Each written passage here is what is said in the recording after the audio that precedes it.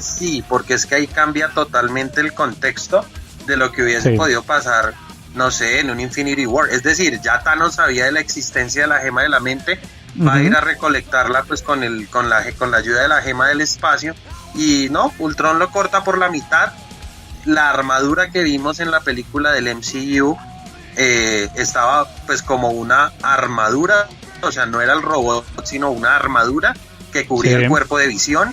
Y pues no, o sea, este es un capítulo que le vuela a uno la cabeza de principio a fin, porque si bien sabíamos que ya el Watcher, el vigilante, pues tenía cierta interacción con los personajes, ya hubo varias menciones al multiverso y Ultron se metió con el multiverso y lo rompió literalmente.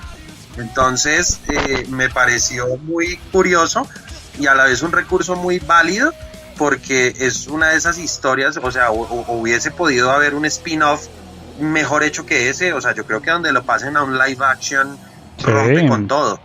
Y es que de hecho, con todo, porque es que de hecho, Luisca, el Ultron de los cómics es pues literal no, pero relativamente muy débil, lo vencen con bastante facilidad. La característica que tiene es la de volver a cada rato por ser una inteligencia artificial, pero es que este hizo ver al Thanos del MCU como un villano más. Sí, y de hecho era lo que mucha gente hablaba del What If, es qué hubiera pasado si en la era de Ultron, la película, Ultron no hubiera conseguido su objetivo de traspasar su mente al cuerpo de Visión, hubiera sido así de poderoso. Y una de las cosas que más me gustó del capítulo, Luisca, es que no sé si se rompió la cuarta pared dentro del episodio. ¿A qué me refiero? Que el Watcher nunca tuvo injerencia en los hechos de los que estaba narrando en la serie, pero aquí tiene participación directa e indirecta en los actos de este Ultron. Incluso llegamos a ver una pelea entre el Watcher y entre Ultron, que se supone que el Watcher es una entidad divina de la cual no tiene un fácil acceso, y pues los personajes de Marvel no pueden llegar muy fácil a él, pero Ultron, con el poder de las gemas del infinito, consiguió llegar hasta donde estaba el Watcher, y es que para mí romper esa cuarta pared. Diezmó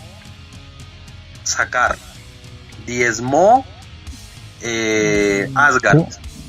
No, o sea, la cogió tierra. Y se metió con los guardianes, hasta mató a la Capitana Marvel. O sea, este es de verdad el mejor capítulo lejos de la serie. O sea, yo creo que desde el episodio de Doctor Strange, pues digamos los dos intermedios, que son el de Party Thor y el de Killmonger, pues fueron buenos, pero esto dejó la vara altísima. O sea, yo creo que para hacer la previa al clímax, sí estoy pidiendo yo como fan que exista una segunda temporada, y la va a haber.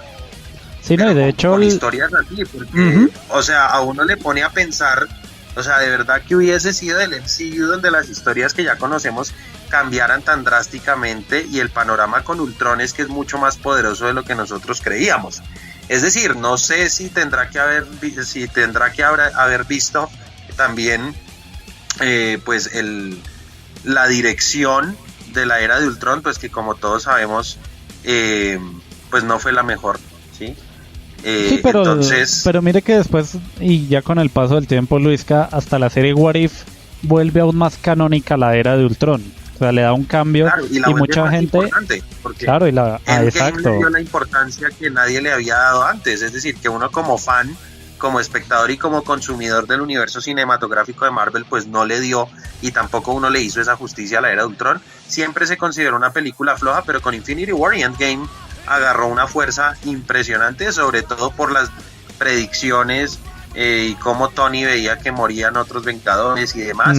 Y de hecho aquí, en este episodio, pues sí hubo algo muy doloroso, y es que, contrario a lo que habíamos visto en Endgame, pues de los dos que quedaban, que eran Hawkeye y Black Widow, el que murió fue Hawkeye.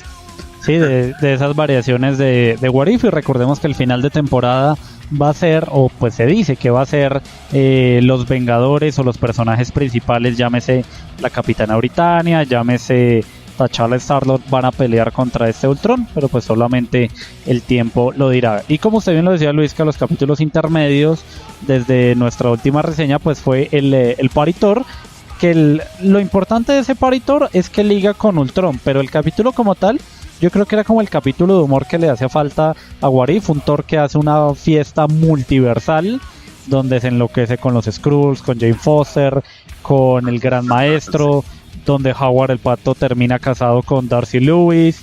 Entonces me pareció un capítulo bastante entretenido. Resalto la pelea que tuvo con Capitana Marvel, o sea, si esto se llegara a ver en el MCU sería muy interesante. Es un buen capítulo, pero obviamente no es el de la era de Ultron. No, total que no, y además ese fue bautizado con el capítulo de qué pasaría si Thor fuera hijo único. Entonces eso también le da como un sentido humorístico a la cuestión, porque digamos que en Thor Ragnarok fue cuando más se vio pues el vínculo entre hermanos, ¿no? Uno no tenía tan presente a Loki como en Thor Ragnarok, y pues obviamente que llegue un capítulo de estas características, entonces pues Thor obviamente al ser hijo único pues es la única opción para heredar el trono de Asgard, ni siquiera se toma como una segunda opción o como una opción aislada a Loki, ¿no? Entonces sí, o sea, me pareció muy simpático el episodio, y el de Killmonger ni se diga. Sí, ya vamos. Porque también cambia cantidad de cosas. Sí, de hecho el Party Thor, incluso también se nos muestra la primera vez que vemos a Loki como un gigante de hielo, o sea, sin que el Odín lo hubiera rescatado y le hubiera dado su transformación humana, sino vemos al real Loki como uno de los gigantes de hielo. Y antes de ese episodio tuvimos uno que fue muy controversial, Luisca, porque era qué pasaría si Killmonger termina rescatando a Tony Stark. Recordemos en Iron Man 1, Stark sufre un atentado terrorista en los desiertos de Afganistán, pero es Killmonger quien termina salvándolo, y pues esto genera una empatía entre Tony y el héroe en ese momento, pero resulta que Killmonger seguía con sus ambiciones por debajo de cuerda, y sigue demostrando que ese Killmonger de Michael B. Jordan está en el top 5, top 3 de los villanos del MCU. Sí, señor. No, y es que la cara de malo sí la tiene Michael B. Jordan. Sí, y le sobra. Hasta en versión animada. Sí, no, y ahí muestra el buen trabajo que se ha hecho en la serie haciendo la animación de Killmonger, en un capítulo donde pues vemos a Michael B. Jordan, vemos al mismísimo Ulysses Klaue encarnado nuevamente en la voz por Don Andy Serkis. También vemos nuevamente a Chadwick Boseman en su papel de T'Challa, pero sin ser la variante de Star-Lord. Y yo creo que es un capítulo que le da a Killmonger, le da, ¿cómo decirlo, Luisca? Como que otro empuje más a lo que vimos en la película del live action. Hay ambición, y la ambición es una palabra que no se escribe ni en blanco ni en negro, es neutra, y eso es lo que vuelve a Killmonger un personaje neutro. Y ahí es donde uno dice que lástima no hubieran podido explotar mejor al personaje, porque es decir, al ser uno de esos del top 3 de los villanos, nos hubiese gustado verlo más. Bueno, claro que aquí no lo han mostrado ya 2 veces, precisamente yo siento que es por esa necesidad de explotar muy bien el personaje, porque pues ya murió en Black Panther, pues bueno, ya que vamos a ver más a Michael B. Jordan en ese papel, pero sí, o sea, yo creo que es de los mejor aprovechados hasta el momento. Y recordemos pues que en el universo, en el mundo de Wakanda, pues las versiones ancestrales también tienen mucho que ver por ahí.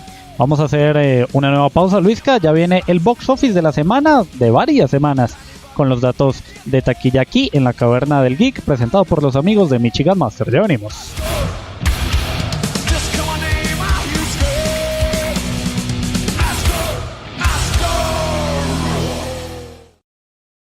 Si eres un ñoño, este es tu lugar en el mundo. Sigue escuchando La Caverna del Geek. El box office de la semana en La Caverna del Geek es presentado por Michigan Master. Vive el inglés a otro nivel.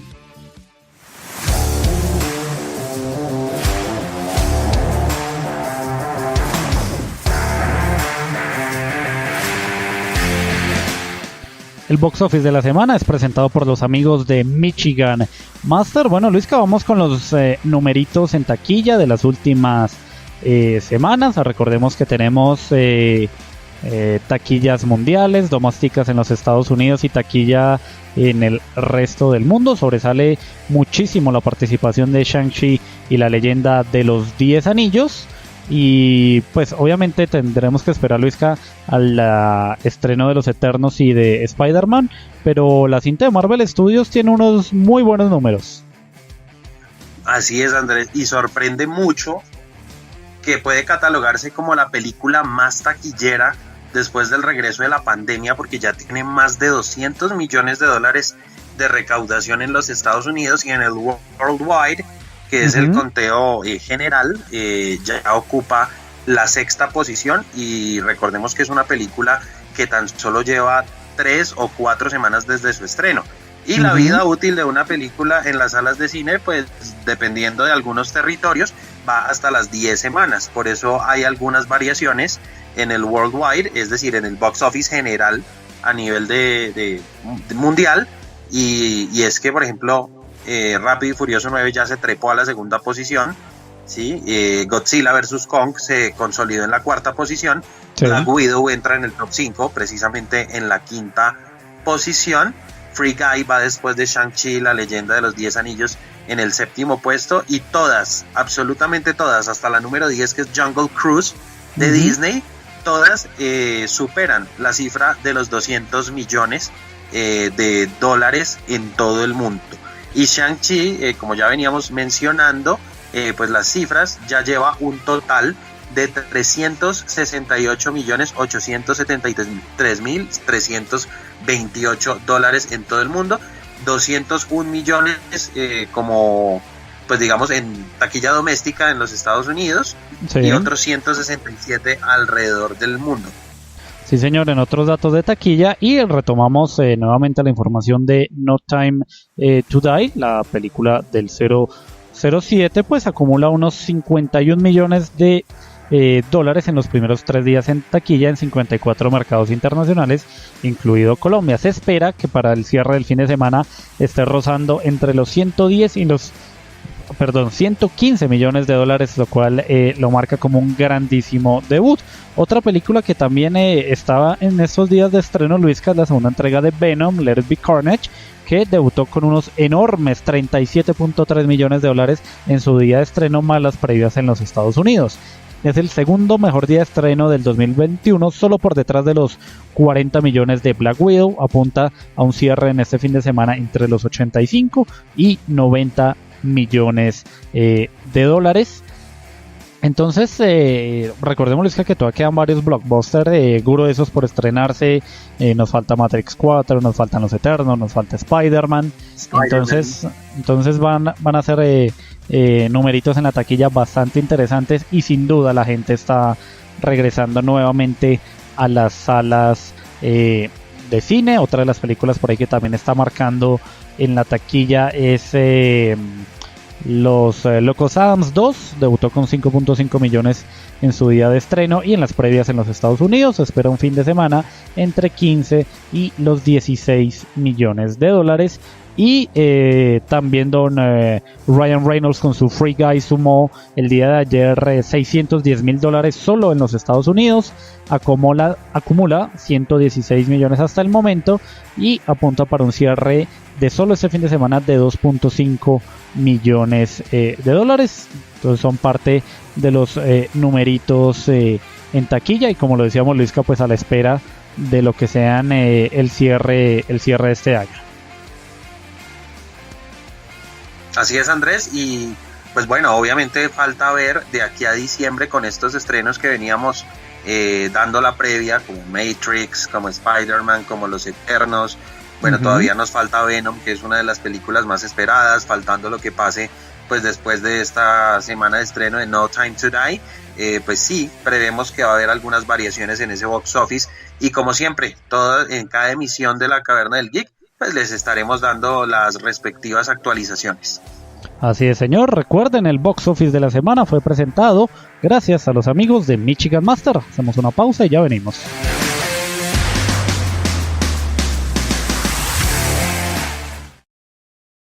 Este segmento fue presentado por Michigan Master.